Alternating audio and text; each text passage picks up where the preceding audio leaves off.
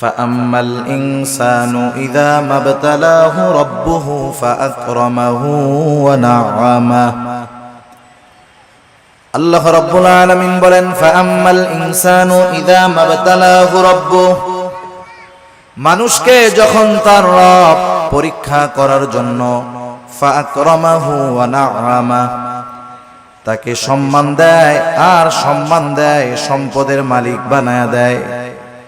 একটু খেয়াল করেন, আল্লাহ তাআলা বলতেছেন মানুষকে পরীক্ষা করার জন্য যখন তার রব তাকে সম্মান দেয়, সম্পদ দেয়, তাকে নিয়ামত প্রদান করে, সে নামাজ না পড়ুক, রোজা না রাখুক, সে মানুষের কাছে বলে বেড়ায় ফায়াকুলু রব্বি আকরামান, আমার রব আমাকে সম্মানিত করেছে।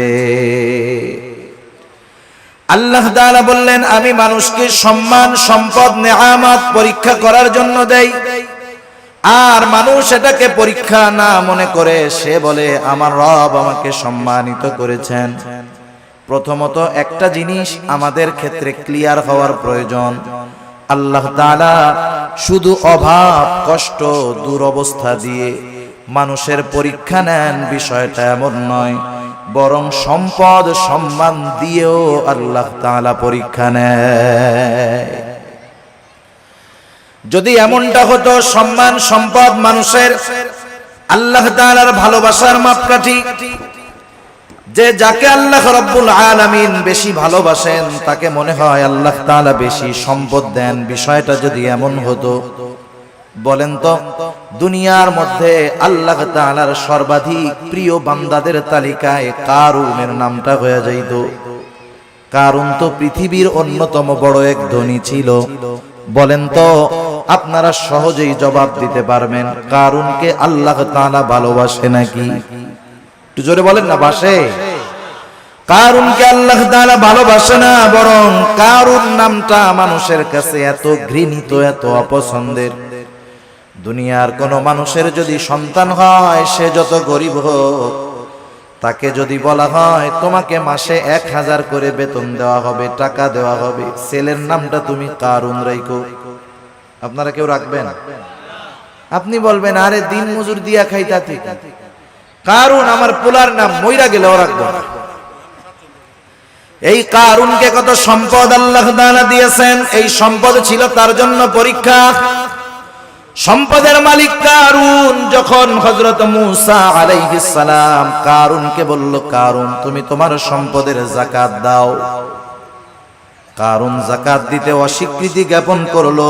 শুধু তাই না, সে মূসা আলাইহিস সালামকে অপমান, অপদস্থ করার জন্য, অপবাদ দেওয়ার জন্য একজন খারাপ মহিলাকে সে ভাড়া করলো, শিখায় দিল তুমি মানুষের সামনে বলবা মূসা আলাইহিস সালাম আমার সাথে জিনা করেছে, অপকর্মে লিপ্ত হয়েছে।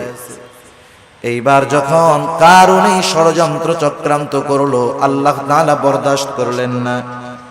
এই কারুন যখন সম্পদের মালিক হয়, তখন কারুনের বন্ধুরা আল্লাহ তাআলার কাছে বলতো আল্লাহ আপনি মনে হয় কারুনকেই শুধু ভালোবাসেন, আমাদেরকে ভালোবাসেন না। আমাদের সমাজেও এমন আছে, 5 বন্ধু একসাথে লেখাপড়া করেছে, একসাথে কর্মজীবন শুরু করেছে, একজন অনেক ধনী আর 4 জন গরিব। তারা আফসোস করে আর বলে দেখ আল্লাহ তাআলা ওকে ভালোবাসে, সব নিয়ামত আল্লাহ তাআলা ওকেই দিয়ে দিতেছে। কারুনের বন্ধুরাও বলতো আল্লাহ আপনি মনে হয় কারুনকে বেশি ভালোবাসেন, এই জন্য এত সম্পদের মালিক বানায় দিচ্ছেন। কারুন যখন মূসা আলাইহিস সালামের অবাধ্য হলো, মূসা আলাইহিস সালামকে যখন অপবাদ দেওয়ার প্রচেষ্টা করলো, আল্লাহ তাআলা কারুনের উপরে গজব দিয়ে দিলেন। কারুন তার সম্পদ সহ জমিনে ডাবতে শুরু করলো। তাফসীরের মধ্যে আসছে এখনো কারুন তার সম্পদ সহ জমিনের মধ্যে ডাবতেছে, কিয়ামত পর্যন্ত ডাবতে থাকবে। যখন কারুনের বন্ধুরা কারুনের এই দুরবস্থা দেখলো, এইবার ওই গরিব বন্ধুরা বলে আল্লাহ আপনি কারুনকে সম্পদ দিয়েছেন ঠিক, কিন্তু বাস্তবে আপনি আমাদেরকে বেশি ভালোবাসেন। সম্পদ দেখে আমরা মনে করি আল্লাহ তাআলা মনে হয় তারে ভালোবাসে এই জন্য দিচ্ছে, বিষয়টা এমন নয়। কারুন সম্পদ পেয়েছে ঠিক, আল্লাহ তাআলার ভালোবাসা পায় নাই। আবার দুনিয়াতে অনেক মানুষ আছে সামাজিক অবস্থানের দিক দিয়ে তার সম্মান অনেক কম, সমাজের মানুষেরা তাকে গণ্যমান্য কোনো ব্যক্তি মনে করে না, সামাজিক দিক দিয়ে তাকে অবহেলা করা হয়, এমন লোক সমাজে আছে না নাই? এই মানুষগুলা অনেক সময় আফসোস করে আর বলে, আহারে সমাজের কোনো বিচার আচার সালিশে আমাকে ডাকে না, আমাকে এই সমাজের লোকই মনে করে না। হয়তো দুনিয়ায় সে দেখতেছে তার সম্মান কম, কিন্তু দুনিয়াতে আল্লাহ রাব্বুল আলামিন অনেক মানুষকে সম্মান দিয়েছেন তাদের পরীক্ষা নেওয়ার জন্য। কত সম্মানিত মানুষ ছিল ফেরাউন, কত সম্মানিত মানুষ ছিল নমরুদ, কত বড় বড় বাদশাহীর মালিক তারা হয়ে গেছে। কিন্তু বলেন তো, বাদশাহী পেয়েছে ঠিক, এই সম্মান পদবীর দ্বারা আল্লাহ তাআলার ভালোবাসা কি তারা পেয়েছে নাকি? পায় নাই। যে কথা বোঝাইতে চাইলাম যে সম্মান সম্পদ কারো থাকলেই এটা মনে করার সুযোগ নাই যে তাকে আল্লাহ তাআলা ভালোবাসে। সম্মান সম্পদ দিয়ে আল্লাহ তাআলা মাঝে মধ্যে পরীক্ষা নেন, কিন্তু বোকা মানুষগুলা কি মনে করে? বোকা মানুষগুলা মনে করে আমারে আল্লাহ সম্পদ দিছে, ভালো না বাসলে দেয়। আমারে আল্লাহ চেয়ারম্যান বানাইছে, এমপি বানাইছে, সমাজের বড় ভিআইপি সিআইপি বানাইছে, আল্লাহ ভালো না বাসলে কি এগুলা দেয়? তারা এটা মনে করে। অথচ আল্লাহ কি বলেন যে তাদের রব তাদেরকে এগুলা দিয়েছে পরীক্ষা করার জন্য, আর তারা বলে আমাদের রব আমাদেরকে সম্মানিত করেছে। এরপরে আল্লাহ রাব্বুল আলামিন বলেন, ওয়া আম্মা ইযা মাবতালাহু ফাকাদারা আলাইহি রিজকাহু ফায়াকুলু রাব্বি আহানান। আবার মানুষকে যখন তার রব পরীক্ষা করার জন্য রিজিকের মধ্যে সংকীর্ণতা দিয়ে দেয়, অভাব দেয়, সম্মানটা কমে যায়, কষ্ট ক্লেশে সে পতিত হয়, এইবার ও এইটাকে পরীক্ষা মনে করে না, বরং তার এই অভাব কষ্ট ক্লেশের জন্য সে আল্লাহ তাআলাকে দায়ী করে। বলে ফায়াকুলু রাব্বি আহানান, আমার রব আমাকে অপদস্থ করেছে, অপমানিত করেছে। মুফাসসিরিনে কেরাম বলেন সে তার ভাষায় বলতে চায় যে আমি সম্মানের উপযুক্ত ছিলাম, কিন্তু আল্লাহ আমাকে সম্মান দেয় নাই। নাউজুবিল্লাহ বলেন। অনেক সময় অনেক জায়গায় দেখবেন, বোঝানোর জন্য বলতেছি, নির্বাচন হয় না, নির্বাচন কেউ জিতে কেউ হারে, অনেক ক্ষেত্রে কন্টেস্ট হয়। একজন হেরে গেল, সে তখন বলে হারে আমি জেতারই যোগ্য ছিলাম, কিন্তু আল্লাহ আমারে জিততে দেয় নাই। সে না জয়ী হওয়াটাকে দোষ দেয় কার? আল্লাহ তাআলা। মুফাসসিরিনে কেরাম বলেন মানুষেরা কেমন জানি বলতে চায় আমি সম্মানের উপযুক্ত ছিলাম, কিন্তু আমার রব আমারে সম্মান দেয় নাই। আমি সম্পদের উপযুক্ত ছিলাম, কিন্তু আমার রব আমাকে সম্পদ দেয় নাই। সে তার রিজিকের সংকীর্ণতাটাকে পরীক্ষা মনে করে না, বরং সে তার রিজিকের সংকীর্ণতাটাকে আল্লাহ রব্বুল আলামিনের উপরে দোষ চাপায়া দেয়। তাহলে দ্বিতীয় বিষয় ক্লিয়ার কি? দ্বিতীয় বিষয় হলো যে আল্লাহ তাআলা এক নাম্বার সম্পদ সম্মান এটাও পরীক্ষার জন্য দেন। দুই নাম্বার রিজিকের সংকীর্ণতা, দুনিয়ার কষ্ট ক্লেশ অপমান, এটাও আল্লাহ তাআলা পরীক্ষার জন্য দেন। কি দেখতে চান পরীক্ষার মাধ্যমে? আল্লাহ তাআলা দুই অবস্থাতেই দেখতে চান যে বান্দা সুখ স্বাচ্ছন্দ্যের জীবন পেয়ে আমি আল্লাহকে ভুলে যাই কিনা। আল্লাহ তাআলা দেখতে চান বান্দা কষ্ট ক্লেশে পতিত হয়ে আমি আল্লাহ তাআলাকে দোষারোপ করে কিনা। যারা আল্লাহ তাআলাকে দোষারোপ করে না, অভাব কষ্ট ক্লেশে পতিত হওয়ার পরেও আল্লাহ রাব্বুল আলামিনের উপরে সন্তুষ্ট থাকে, এরাই হলো পরীক্ষায় পাস। আর যারা সম্পদ সম্মানের মালিক হয়ে যখন নাফরমানি করে, অহংকার করে, এরা হলো পরীক্ষায় ফেল। এখন দ্বিতীয় শ্রেণীর মানুষ যখন অভাবে পড়ে আল্লাহ তাআলার ব্যাপারে বলে ফায়াকুলু রাব্বি আহানান, আমাদের রব আমাকে অপমানিত করেছে, আমার রব আমাকে অপদস্থ করেছে, তারা যখন আল্লাহ তাআলার ব্যাপারে এই কথা বলে, আল্লাহ রব্বুল আলামিন তাদের কথার বিপরীতে বলেন, কাল্লা, তোমরা যেই দাবি করো সেটা কখনো সঠিক নয়। জবাব দিচ্ছে কে? আল্লাহ তাআলা। কোন কথার? যে তারা বলে যে আমার রব আমাকে কি করছে? অপমান করছে। আল্লাহ তাআলা বলেন, কাল্লা, কখনো নয়। না বোধক শব্দ আছে অনেকগুলা, যেমন একটা শব্দ হলো লা, সাধারণ শব্দ না। কাল্লা, কখনো নয়, এটা আরো দৃঢ়তার সাথে না বোধক অর্থ বোঝায়। আমি শব্দটার ব্যাখ্যার দিকে যাব না। যাই হোক, দৃঢ়তার সাথে আল্লাহ তাআলা বলতেছেন, কখনো নয়, আমি কখনো এমনটা করি নাই। বরং তোমরা যে রিজিকের সংকীর্ণতার মুখোমুখি হও, এটা তোমাদের নিজেদের কারণে। কাদের কারণে? নিজেদের কারণে। সেই কারণগুলো কি? এই সূরায় আল্লাহ তাআলা রিজিক এই সংকীর্ণতার 4টি কারণ বর্ণনা করেছেন। কয়টি কারণ? আপনারা একটু কষ্ট করে একটু সামনে আসেন, যে কয়জন আছেন একটু সামনে আসেন, জিকিরের সাথে সাথে একটু কষ্ট করে সামনে আসেন। বাম দিক তাকায় আর কথা বলতে ভালো লাগতেছে না, একটু সামনে আসেন জিকিরের সাথে সাথে। লা ইলাহা। যারা মুরব্বিরা আছেন একটু সামনে আসেন। বাচ্চারা সামনে থাকলে ওরা কথা বুঝে, ওরা তো হুজুরদের ডরে বয়ে রয়েছে ওই জায়গায়, যে ওইটা গেলে হুজুরে আবার পরে কিছু বলে কিনা, বুঝেন নাই? আপনারা একটু সামনে আসেন, এই সামনে আমার সামনাসামনি আসেন, একেবারে আমার সামনাসামনি আসেন জিকিরের সাথে সাথে। লা ইলাহা ইল্লাল্লাহ, লা ইলাহা, লা ইলাহা ইল্লাল্লাহ, লা ইলাহা, লা ইলাহা ইল্লাল্লাহ, মুহাম্মাদুর রাসূলুল্লাহ সাল্লাল্লাহু আলাইহি ওয়াসাল্লাম। যারা বলে যে আমাদের রিজিকের সংকীর্ণতা দিয়েছে আল্লাহ, যারা এই কথা বলে তাদের কথার জবাব দিচ্ছেন কে?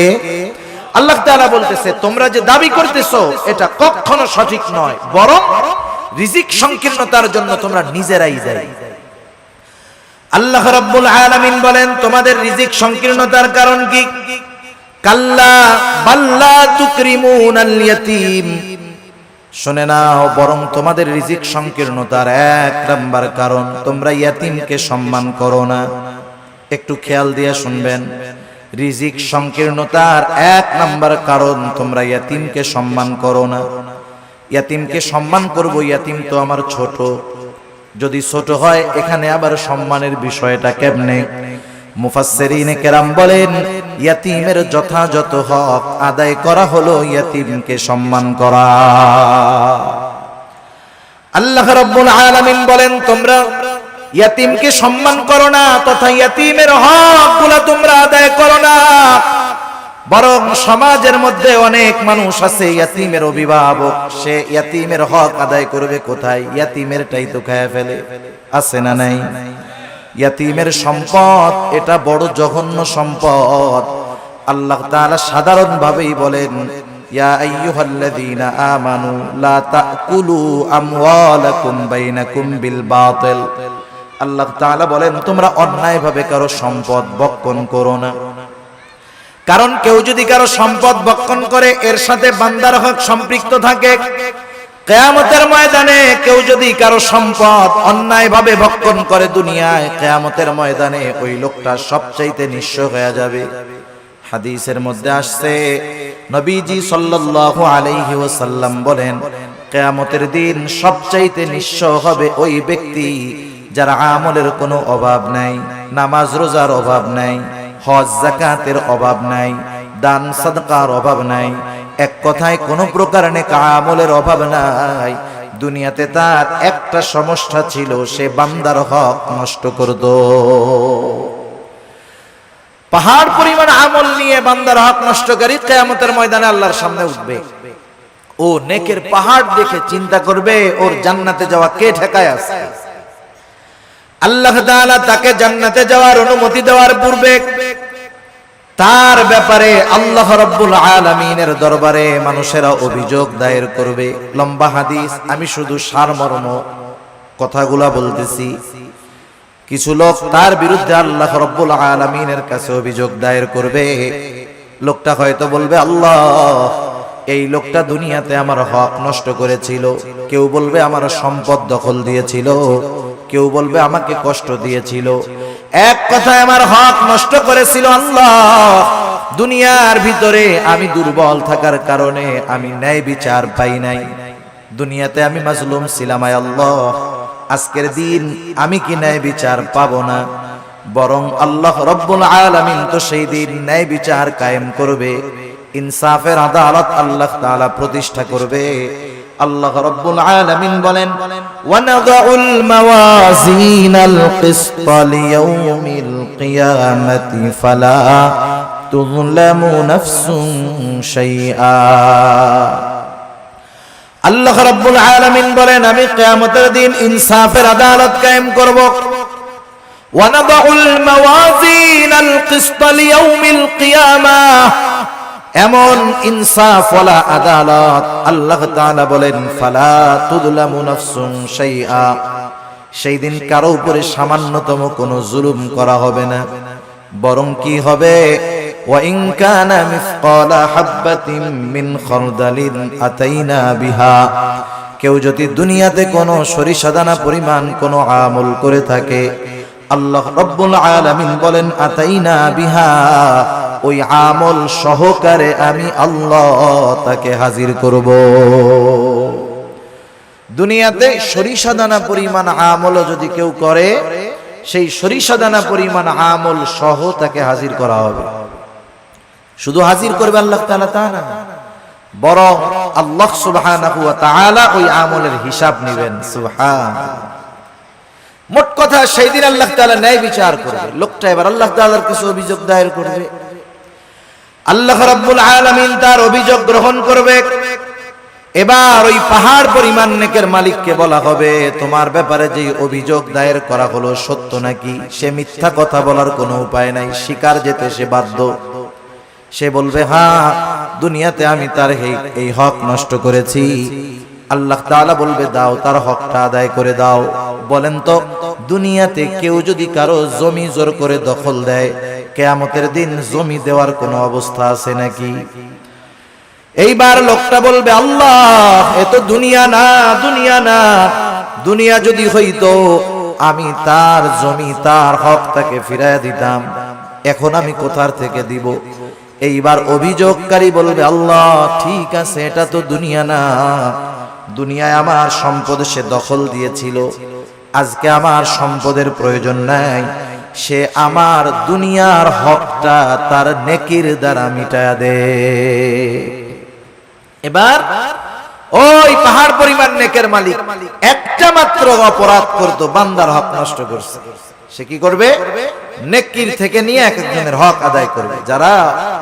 যারা মানুষের হক নষ্ট করে, এরা একজনের করে না, বহুজনের করে। ঠিক কিনা বলেন?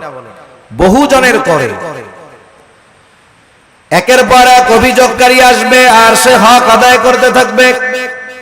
এক সময় পাহাড় পরিমাণ নেক শেষ হয়ে যাবে, কিন্তু অভিযোগকারীর সিরিয়াল এখনো বড় লম্বা। আল্লাহ তাআলা বলবে, তাদের হক আদায় করো। লোকটা বলবে, আল্লাহ, মানুষের হক আদায় করতে করতে আমার সব নেকি শেষ হয়ে গেছে। এইবার অভিযোগকারীরা বলবে, আল্লাহ, তার নেকি নাই, তাতে কি, আমাদের গুনাহগুলা নিয়ে আমাদের হক আদায় করে দি। এইবার সে মানুষের হক আদায় করতে করতে পাহাড় পরিমাণ গুনার মালিক হয়ে যাবে। রাসূলুল্লাহ সাল্লাল্লাহু আলাইহি ওয়াসাল্লাম বলেন, কিয়ামতের ময়দানে ওই লোকটার মতো নিঃস্ব আর কেউ নাই, যে দুনিয়াতে তার আমলের কোনো অভাব ছিল না, কিন্তু সে বান্দার হক নষ্ট করার কারণে কিয়ামতের দিন সব নেক অন্যকে দিয়ে দিতে হবে, আর সে তার নেকের বদলে গুনার পাহাড়ের মালিক হয়ে যাবে। ইয়াতীমের হক যারা নষ্ট করে, সাধারণত ভাবে এক নম্বরে তারা মানুষের হক নষ্টকারী হয়। ইয়াতীমের সম্পদটা আরো জঘন্য। আল্লাহ তাআলা কোরআনুল কারীমের মধ্যে বলেন, ইন্নাল্লাযীনা ইয়াকুলুনা আমওয়ালাল ইয়াতামা যুলমা ইন্নামা ইয়াকুলুনা ফি বুতুনিহিম নারা।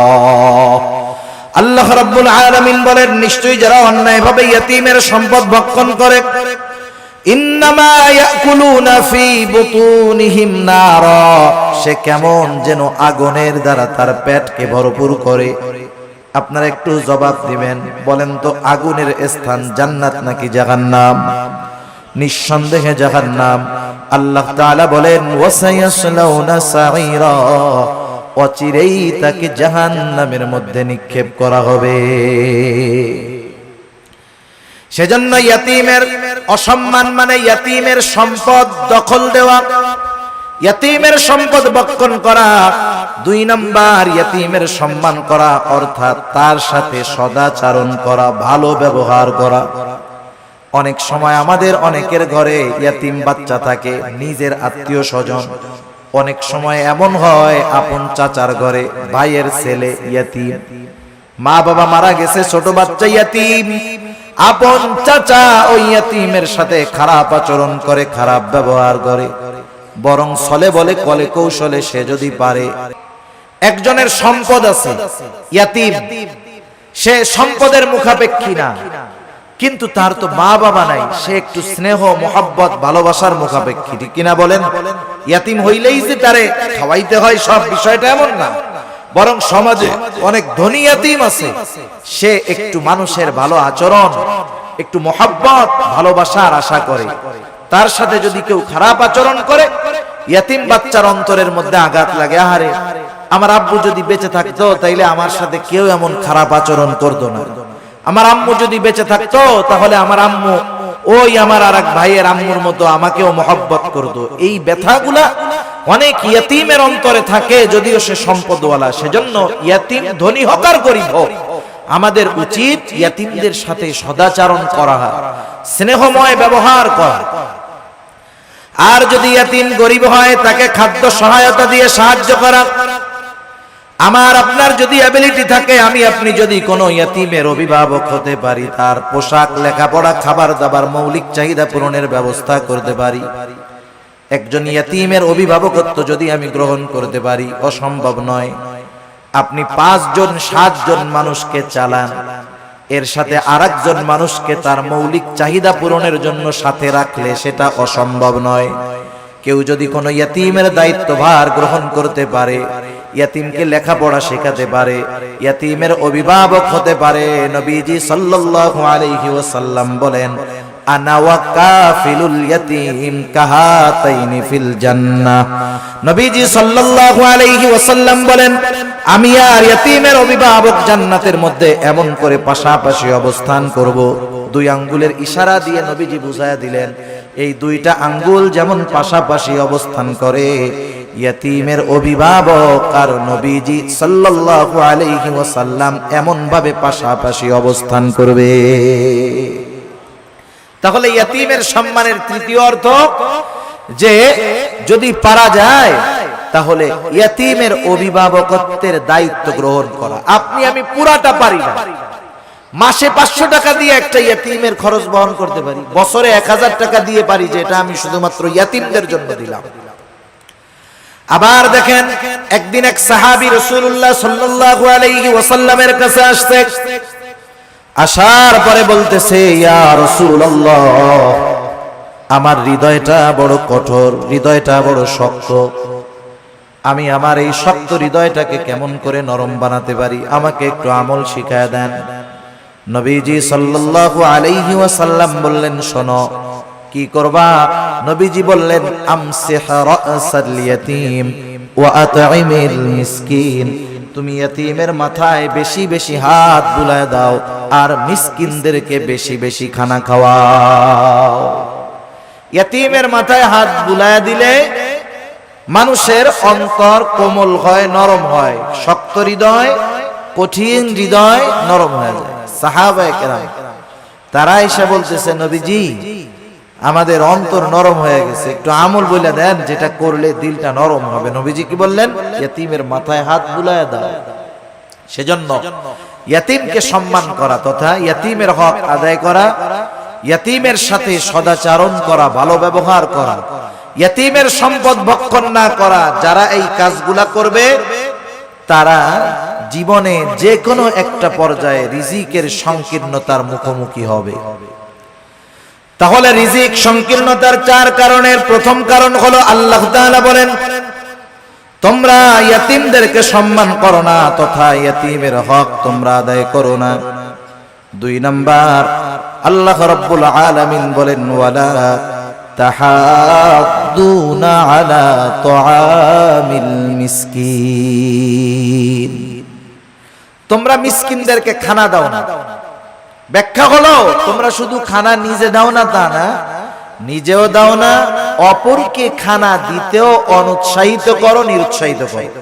নিজেও দেয় না, আরেকজনকেও দিতে দেয় না। অনেক সময় আপনি দোকানে বসে আছেন, একজন গরিব মানুষ আসছে আপনার কাছে কিছু চাইতে, সে কোথা থেকে আসছে, কি করবে না করবে সেটা ভিন্ন কথা, তার অবস্থা দৃষ্টিগোচর হচ্ছে সে বড় অভাবী, দরিদ্র, কষ্টে আছে। সে আইসা বলতেছে আমার একটু কলা রুটি কিনা দেন খাই, অথবা 10টা টাকা দেন। আপনি যদি তাকে না দেন গুনাহ হবে না। কিন্তু আমাদের সমাজের কিছু মানুষ আছে প্রথমে নিজে দেয় না, বলে ওদিক যা ওদিক যা। পাশের থেকে বন্ধু যদি দিতে চায় 10 টাকা বাহির করছে, বলে ওরে না দিয়ে আমার একটা বিড়ি খাওয়া কাজে লাগবে। আছে না নাই এরকম? নিজেও দিল না, আরেকজনকেও দিতে দিল না। এই খাসলাত ছিল আবু জেহেলের। কার ছিল বলেন না? আবু জেহেলের। ইয়াতীমদের সাথে খারাপ আচরণ করত, এই খাসলাত ছিল আবু জেহেলের। মিসকিনদেরকে খানা দিত না, এই খাসলাত ছিল আবু জেহেলের। আর মিসকিনদেরকে খানা না খাওয়ানো এটা জাহান্নামীদের জাহান্নামে যাওয়ার অন্যতম কারণ। যখন জান্নাতি ও জাহান্নামীদের মধ্যে কথোপকথন হবে, জান্নাতীরা জাহান্নামীদেরকে জিজ্ঞাসা করবে মা সালাকাকুম ফি সাকার, কোন জিনিস তোমাদেরকে জাহান্নামের মধ্যে আনলো? এইবার জাহান্নামীরা বলবে ক্বালু লাম নাকু মিনাল মুসাল্লিন ওয়া লাম নাকু নুতঈমুল মিসকিন।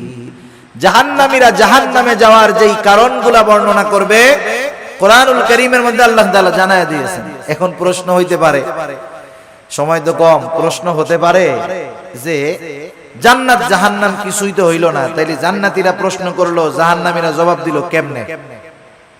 বুঝেন নাই কথা? সময়টা 3 ভাগে বিভক্ত। সময় কয় ভাগে বিভক্ত? একটা অতীত, একটা বর্তমান, আর একটা কি ভবিষ্যৎ। এটা মানুষের কাছে, আমাদের কাছে সময় 3 ভাগে বিভক্ত, অতীত, বর্তমান, ভবিষ্যৎ। আর আল্লাহ তাআলার কাছে সময় একটাই, সেটা হলো প্রেজেন্ট। সব কিছু বর্তমান, কি হয়েছে, হচ্ছে, হবে, সব আল্লাহ তাআলার ইলমের মধ্যে আছে, সব হাজির, সব প্রেজেন্ট আল্লাহ তাআলার কাছে। যেটা আমাদের কাছে ভবিষ্যৎ, সেটা আল্লাহ তাআলার কাছে কি বর্তমান। যেটা আমাদের কাছে অতীত, সেটা আল্লাহ তাআলার কাছে বর্তমান। সেজন্য আল্লাহ তাআলার ইলমের মধ্যে সব আছে, সহজ হিসাব। জাহান্নামীরা জাহান্নামে যাওয়ার কারণ হিসাবে বলবে আমরা মুসল্লি ছিলাম না, নামাজি ছিলাম না। দ্বিতীয় কারণ হিসাবে বলবে ওয়ালাম নাকু নুতঈমুল মিসকিন, আমরা মিসকিনদেরকে খানা দিতাম না। আসেন, আল্লাহ তাআলা বলতেছে দুনিয়ায় রিজিক সংকীর্ণতার দ্বিতীয় কারণ হলো তোমরা মানুষদেরকে, মিসকিনদেরকে খানা দাও না, নিজেও দাও না, অপরকে নিরুৎসাহিত করো। এখন একজন দিল না, আমার উচিত, আমার পকেটে টাকা নাই, আমার কাছে নাই, আমি যদি আরেকজনকে বলি বন্ধু 10টা টাকা ওকে দিয়ে দাও, একটা রুটি কিনে দাও, একটা কলা কিনে দাও, আমি শুধু এতটুকু সুপারিশ করলাম, সে যে কয় টাকা দান করবে আমি শুধু সুপারিশ করার কারণে তার দানের সমপরিমাণ নেকির মালিক হয়ে যাব। কিন্তু আমাদের খাসলাত কি? নিজেও দেই না, আরেকজনকেও দিতে মানা করি। সেজন্য মিসকিনদেরকে খানা খাওয়ানো, মিসকিনদেরকে খানা খাওয়ানো এটা বড় ফজিলতের কাজ। শুধু মিসকিনদেরকে নয়, সাধারণভাবে প্রত্যেকটা মানুষকে খানা খাওয়ানো ভালো কাজ। এক লোক নবীজি সাল্লাল্লাহু আলাইহি ওয়াসাল্লামের কাছে আসছে, এসে জিজ্ঞাসা করে ইয়া রাসূলুল্লাহ আইয়ুল ইসলাম খায়র, ইসলামের মধ্যে সর্বোত্তম কাজ কোনটা? নবীজি সাল্লাল্লাহু আলাইহি ওয়াসাল্লাম ছিলেন উম্মতের রূহানি ডাক্তার। উনি রোগীর প্রশ্ন শুনেই বুঝতে পারতেন এনার মধ্যে কি কমতি আছে। আল্লাহ তাআলা সেই বুঝবার যোগ্যতা আমার আপনার নবীকে দিয়ে দিয়েছেন। একই প্রশ্নের উত্তর বিভিন্ন জনের ক্ষেত্রে নবীজি বিভিন্নটা দিয়েছেন। এটা অবস্থার আলোকে নবীজি সাল্লাল্লাহু আলাইহি ওয়াসাল্লাম এবার বললেন, তুতিমুত তাআম ওয়া তাকরাউস সালাম আলা মান আরাফতা ওয়া মান লাম তারিফ। তুমি বেশি বেশি মানুষকে খানা খাওয়াও, আর পরিচিত অপরিচিত সবাইকে বেশি বেশি সালাম দাও। এখানে নবীজি সাল্লাল্লাহু আলাইহি ওয়াসাল্লাম খানা খাওয়ানোর কথা বলছেন ঢালাও ভাবে। সাধারণ মানুষকেও যদি মানুষ খানা খাওয়ায় দুনিয়ার স্বার্থে নয়, তাইলে এর মধ্যে লাভ আছে। এক মুসলমানের অপর মুসলমান দাওয়াত দিলে সেই দাওয়াত কবুল করতে হবে, এটা এক মুসলমানের উপরে অপর মুসলমানের একটা হক। কিন্তু এখন দাওয়াত যিনি দেন তিনিও স্বার্থ সামনে রেখে দেন, আর দাওয়াত যখন কেউ দেয় বিবাহের দাওয়াত দিলে টেনশনে পড়ে যায়। ওনার বেতন মাসে 20,000, 4 শুক্রবার 5টা শুক্রবারে যদি 5টা বিয়ার দাওয়াত আসে, কাম শেষ, সংসার আর চলবে না। যারা দাওয়াত দেয় ওই আশাই দেয় যে অমুকরে দাওয়াত দিলে 5,000 টাকা দিব না। এই ধরনের দাওয়াত দিয়ে যারা দুনিয়ার প্রত্যাশী, দুনিয়ার বিনিময়ে খাবার দিতে চায়, এদের খানা খাওয়ানোর মধ্যে কোনো ফজিলত নাই। বরং খানা খাওয়াইতে হবে একমাত্র আল্লাহ তাআলার জন্য। আল্লাহ রাব্বুল আলামিন বলেন, এক শ্রেণীর বান্দা তাদের অবস্থা কি, তারা মানুষদেরকে খানা খাওয়ায় কি জন্য? তারা বলে, ইন্নামা নুতঈমুকুম লিওয়াজহিল্লাহ লা নুরিদু মিনকুম জাযাআও ওয়ালা শুকুরা। তারা বলে, ইন্নামা নুতঈমুকুম লিওয়াজহিল্লাহ, আমরা তোমাদেরকে খানা খাওয়াইছি একমাত্র কার জন্য? আল্লাহ তাআলার জন্য। আপনি একজনকে দাওয়াত দিয়ে খাওয়াচ্ছেন, এটা আল্লাহর জন্য খাওয়ান, এই খাওয়ানোর মধ্যে নেকি হবে। লা নুরিদু মিনকুম জাযাআ, তোমাদেরকে খানা খাওয়াইছি আল্লাহ তাআলার জন্য। লা নুরিদু মিনকুম জাযাআ, আমরা তোমাদের কাছে কোনো প্রতিদান চাই না, কিন্তু আমরা খাওয়াইয়া টেবিল একটা বিছায়া রাখি।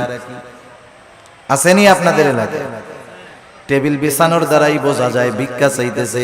এই ভিক্ষামূলক কাজটা বাদ দিয়ে কেউ যদি দিতে চায় আলাদাভাবে দিবে, কেউ যদি না দিতে চায় দরকার নাই। এই গুণটা আমাদের মধ্যে হওয়ার দরকার। আমরা বলবো, ইন্নামা নুতঈমুকুম লিওয়াজহিল্লাহ, তোমাদেরকে আমরা আল্লাহর জন্য খানা খাওয়াইছি, সুতরাং তোমাদের কাছে আমরা কোনো প্রতিদান চাই না। লা নুরিদু মিনকুম জাযাআ, তোমাদের কাছে কোনো প্রতিদান তো চাই না। ওয়ালা শুকুরা, এই খাবার খাইয়া আমাদেরকে ধন্যবাদও দেওয়ার দরকার নাই। এই রকম খাবার যদি আমরা কাউকে খাওয়াইতে পারি, ওই খাওয়ানোর মধ্যে ফজিলত আছে, নেকি আছে। আর যদি টেবিল পাইতা বৈশা থাকি, এটা ভিক্ষুকের মতো কর্মকাণ্ড। আর খাওয়াইলাম আবার টাকাও চাইলাম। যাই হোক, রাসূলুল্লাহ সাল্লাল্লাহু আলাইহি ওয়াসাল্লাম খানা খাওয়ানোর ফজিলতের কথা বলছেন। আর যদি সে একজন দুস্থ হয়, অসহায় হয়, মিসকিন হয়, তাকে যদি খানা খাওয়ানো হয় কতটা খুশি হবে। এই জন্য মিসকিন অসহায় যারা আছে এদেরকে আমরা খানা খাওয়াবো। আমার পরিবার প্রতিবেশী যদি কেউ থাকে, আত্মীয় স্বজন যদি কেউ থাকে, তাদেরকেও মাঝে মধ্যে খাওয়াবো। আমার সম্পদ আছে, টাকা আছে, আমার হয়তো গোশত খাইতে খাইতে আর ভালো লাগে না, কিন্তু আমার অনেক প্রতিবেশী আছে যার গোশতর ঘ্রাণ তো 1 মাস ব্যাপী শুকতে পারে না, আছে না নাই? এজন্য অসহায় নিঃস্ব শুধু কাছে আসলেই যে খাওয়াবো বিষয়টা এমন নয়, বরং খুঁজে খুঁজে আমার আপনার প্রতিবেশী যদি কেউ অভাবী থাকে, দরিদ্র থাকে, অভাবগ্রস্ত থাকে, মাঝে মধ্যে নিজের ভালো তরকারিটাও তাদেরকে একটু দিব। এই অভ্যাসগুলো আমাদের করার দরকার। আমরা যদি মানুষকে খানা খাওয়াইতে পারি, আর যদি না খাওয়াই ক্ষতি কি? আল্লাহ তাআলা কিয়ামতের দিন বান্দাদেরকে জিজ্ঞাসা করবে, বান্দা আমি দুনিয়ায় অভুক্ত ছিলাম, খানা খাওয়াও নাই, পিপাসিত ছিলাম, পানি পান করাও নাই, বস্ত্রহীন ছিলাম, বস্ত্র দাও নাই, অসুস্থ ছিলাম, আমার সেবা শুশ্রূষা করো নাই। বান্দা বলবে, আল্লাহ আপনি তো এই সবগুলা থেকে মুক্ত, আপনার তো এগুলার কোনো প্রয়োজন নাই। তখন আল্লাহ তাআলা বলবে, বান্দা তোমার প্রতিবেশী অভুক্ত ছিল, তুমি যদি তাকে খানা খাওয়াইতা আমি আল্লাহ তাআলা পেয়ে যাইতাম। এজন্য শুধু আনুষ্ঠানিকভাবেই খানা খাওয়াবো মানুষকে, এমনটা জানি না হয়। আমার প্রতিবেশী অভাবী, দুস্থ, গরিব আমার কাছে যদি আসে, আমি খানা খাওয়ানোর অভ্যাস করব। অল্প খাওয়াই, হাসি মুখে খাওয়াবো। আবার যদি কাউকে ফিরাইয়া দিতে হয়, আমার কাছে নাই, একজনের কাছে মিসকিন বা ফকির একটা গেছে, ও 50 টাকার নোট একটা দিয়া মুখটা কালা করে কয়, এই তো গোজালাই শেষ, যা যা ভাগ ভাগ ভাগ। টাকা দিছে কত? 50 টাকা। আমরা তো ফকির মিসকিনদেরকে দেওয়ার সময় 2 টাকার নোটটা খুঁজি, তাও আবার ছেঁড়াটা। সে দিছে 50 টাকা। আচরণটা করছে খারাপ। পাশের আরেকজন 1 টাকাও দেয় নাই, কিন্তু আচরণটা সুন্দর করছে। বলতেছে, ভাই তুমি তো আসলা, আমার কাছে তো এখন নাই, যদি এই পথে পরে আসো তুমি আবার আমার সাথে দেখা করার চেষ্টা করবা, ইনশাআল্লাহ আমি তোমাকে দিব। এখন বলেন তো, এই যে মিসকিন অসহায় 50 টাকা দেনেওয়ালার ব্যবহারে খুশি হবে নাকি যে দেয় নাই তার ব্যবহারে খুশি হবে? সেজন্য উত্তম ব্যবহারটাও সাদকা। আমরা যদি কখনো কাউকে খাওয়াতে পারি না পারি, দিতে না পারি, খারাপ আচরণ করব না, ধমক দিব না, এই অভ্যাসটাও আমাদের করার দরকার। যাই হোক, আলোচনা লম্বা হচ্ছে, অন্যদিকে চলে যায়। আল্লাহ তাআলা আমাদেরকে জানায় দিলেন যে রিজিক সংকীর্ণতার 4টি কারণ। 1 নাম্বার কারণ লা তুকরিমুনাল ইয়াতীম, 2 নাম্বার কারণ ওয়ালা তাহাদ্দুনা আলা তুআমিল মিসকিন, 3 নাম্বার কারণ ওয়া তাকুলুনাত তুরাফা আকলাল লাম্মা। তোমরা কি করো? ওয়ারিসি সম্পদ সব একা খায়া ফেলো। আছে নাকি এরকম? যেমন বাপ সম্পদ রেখে মারা গেছে, বাবা মারা যাওয়ার পরে প্রথম কি দায়িত্ব? বড় সন্তান, সন্তান তার দায়িত্ব হলো প্রথম বাবার দাফন কাফনের জন্য যা দরকার সেটা ব্যয় করা। 2 নাম্বার খোঁজ খবর নেওয়া, বাবা কোনো ঋণ আছে নাকি, ঋণ থাকলে তার ঋণ পরিশোধ করা। 3 নাম্বার এইবার যেই সম্পদ অবশিষ্ট আছে, বাবা যদি কোনো ওসিয়ত করে থাকে আর ওই ওসিয়তটা যদি ওই সম্পদের 3 ভাগের 1 ভাগ বা তার কম হয়, বেশি নয়, কোন মানুষ যদি তার মূল সম্পদের 3 ভাগের 1 ভাগের বেশি পরিমাণ ওসিয়ত করে, অর্ধেক করে, তাহলে এই ওসিয়ত মানতে সন্তানেরা বাধ্য নয়। কিন্তু ঋণ পরিশোধের পরে যেই সম্পদ থাকবে তার ওসিয়তটা যদি 3 ভাগের 1 ভাগ বা তার কম হয়, এই ওসিয়তটা পূরণ করতে হবে। এরপরে যেই সম্পদ অবশিষ্ট থাকবে, অভিভাবক বড় হিসাবে বড় ভাইয়ের দায়িত্ব হলো যথাযথভাবে সব ওয়ারিসদের মাঝে বাবার সম্পদগুলো বন্টন করে দেওয়া। কিন্তু আফসোস, এই দায়িত্ব অধিকাংশ ক্ষেত্রে আমাদের দেশের ভাইরা পালন করে না, বরং বিলম্ব করতে থাকে। অনেক ক্ষেত্রে অন্যান্য ওয়ারিসদেরকে তারা ছলে বলে কলে কৌশলে সম্পদ বঞ্চিত করে দেয়। আছে না? আছে। বোনের হক আছে, সম্পদ বন্টন হয় নাই, 10 বছর ধরে বাবা মারা যাওয়ার পরে ভাই খাইছে সব, দোকান ভাড়া, বাসা ভাড়া, জমির ফসল, গাছের ফল সব খাইছে। বোন মাঝে মধ্যে আসছে, 1 ব্যাগ আম 2টা কাঁঠাল দিয়া পাঠায় দিছে, আবার বলতেছে আইসো, কিন্তু আবার 10 বছর পরে 2 বোন আইসা বলতেছে, ভাই 10 বছর তো দোকান ভাড়া, গাছের ফল, জমির ফসল সব একা খাইছো, কোনো দাবি নাই, এখন আমাদের হকটা আমাদেরকে বুঝায়া দাও, আর যদি তুমি রাখতে চাও এই সম্পদের ন্যায্য মূল্য আমাদেরকে দিয়ে দাও। বলেন তো, 10 বছর পরে বোন এসে ভাইদের কাছে যদি তার হক বুঝতে চায়, ভাই খুব খুশি মনে দিয়ে দিবে, তাই না? মুখটা পুইড়া একেবারে কালা হয়ে যাবে, সম্পদ দিয়ে দিবে, দিতে তো বাধ্য, বোনরা নিয়ে যাবে, তখন বলবে গেলি সম্পর্ক শেষ কইরা গেলি। এই যে কথার দ্বারা কি বুঝতেছেন? ভাই চাইছিল ওই সম্পদগুলো সব একা খাওয়ার জন্য, বোনরা জানি এই সম্পদ না চায়, সে সেটা চেয়েছিল। এই ধরনের চাহিদা আমাদের কারো মধ্যে যদি থাকে, যদি চিন্তা করি যে আমি 1 ভাই 5টা বোন আছে, সম্পদ যদি বন্টন হয়ে যায় আমার সম্পদে কমতি পড়ে যাবে, আমার সন্তানেরা সম্পদ কম ভাগে পাবে, ও যদি চিন্তা করে ওই সম্পদ তার সম্পদে প্রবৃদ্ধি দিবে, ভুল, বরং আল্লাহ তাআলা এমন বিমার দিবে সব সম্পদ শেষ হয়ে যাবে। ঠিক কিনা বলেন? এরকম বহুত মানুষ আমরা দেখছি, মানুষের হক নষ্ট করে সম্পদের পাহাড় বানায় ফেলছে। আল্লাহ তাআলা রিজিকের দরজা ক্লোজ করে দিয়েছে, ভোগ করতে পারে নাই, সম্পদ সব চিকিৎসা করতে করতে শেষ। সেজন্য ওয়ারিসি সম্পদ ভক্ষণ করার চেষ্টা করব না। এখানেও বান্দার হক আছে। সেজন্য নিজ দায়িত্বে ওয়ারিসদের সম্পদগুলা ফিরাইয়া দিব। খবরদার, ঠকানোরও চেষ্টা করব না। অনেক সময় জমি আছে রাস্তার পাশে, 3 ভাগ করার সময় আমি রাস্তার পাশের টুকু নেই, এরপরে পেছনালারে দেই, এরপরে তারে দেই। বলেন তো, যেই জমির সাথে রাস্তা নাই, ওই জমির সাথে রাস্তা না থাকার কারণে যেই জমির সাথে রাস্তা আছে ওই জমির পাশেও যদি জমিটা হয়, শুধু রাস্তা না থাকার কারণে ওই জমিটার দাম অর্ধেক হয়ে যায়। সেজন্য বন্টনের ক্ষেত্রে সিস্টেম মুআফিক করতে হবে, ঠকানো যাবে না কাউকে। আল্লাহ তাআলা বলেন, তোমাদের রিজিক সংকীর্ণতার তৃতীয় কারণ ওয়াতাকুলুনাত তুরাসা আকলাল লাম্মা, ওয়ারিসি সম্পদ সব তোমরা একা ভক্ষণ করে ফেলো। 4 নম্বর আল্লাহ তাআলা বলেন, ওয়াতুহিব্বুনাল মালা হুব্বান জাম্মা। মানুষ যে এই আকামগুলা করে, গুনাহগুলা করে, এর অন্যতম কারণ কি? মালের মহব্বত। কিসের মহব্বত? মালের মহব্বত, সম্পদের মহব্বত, দুনিয়ার মহব্বত। দুনিয়াতে সম্পদ উপার্জন করা মানা না। কেউ যদি মনে করে সম্পদ উপার্জন করা মানা, তাহলে সে ভুলের মধ্যে আছে।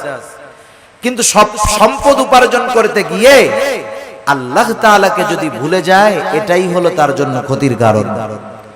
এজন্য আল্লাহ তাআলা বলেন, ইয়া আইয়ুহাল্লাযীনা আমানু লা তুলহিকুম আমওয়ালুকুম ওয়ালা আওলাদুকুম আন যিকরিল্লাহ। আল্লাহ তাআলা বলেন, হে ঈমানদারেরা, তোমাদের সন্তান সম্পদ তোমাদেরকে জানি আল্লাহ তাআলার জিকির থেকে গাফেল না বানায়া দেয়। মনে রাখতে হবে, যেই সম্পদের কারণে আমি আল্লাহকে ভুলে যাই, যেই সম্পদ উপার্জন করার জন্য আমি নামাজ ছেড়ে দিয়েছি, রোজা ছেড়ে দিয়েছি, হারাম হালাল যাচাই বাছাই ছেড়ে দিয়েছি, মনে রাখতে হবে এই সম্পদ আমার জন্য কল্যাণ বয়ে আনবে না। যেই সন্তানের চিন্তায় আমি নামাজ রোজা বাদ দিয়ে তার ভবিষ্যতের কথা চিন্তা করে সম্পদের পাহাড় আমি গড়তেছি, এই সন্তান আমার জন্য কল্যাণ বয়ে আনবে না। এজন্য আল্লাহ তাআলা বলেন, বান্দা তুমি যদি সম্পদ সন্তানের কারণে আমি আল্লাহর জিকির থেকে গাফেল হয়ে যাও, এটা তোমার জন্য ক্ষতির কারণ।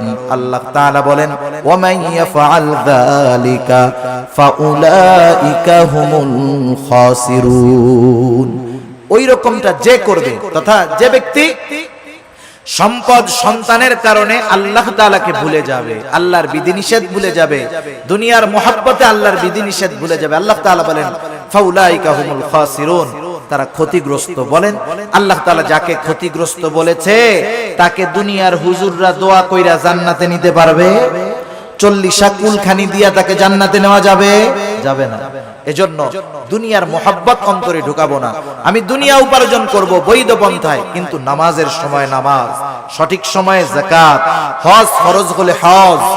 এখন এই সম্পদ আমার জন্য তাহলে নেয়ামত হবে, কারণ আল্লাহ তাআলা সম্পদকে পরীক্ষাও বলেছেন, দুনিয়ার অলংকারও বলেছেন। আল্লাহ তাআলা এক জায়গায় বলেন, ইন্নামা আমওয়ালুকুম ওয়া আওলাদুকুম ফিতনাহ। আল্লাহ তাআলা বলেন, নিশ্চয়ই সম্পদ সন্তান এগুলা তোমাদের জন্য ফিতনা, পরীক্ষা।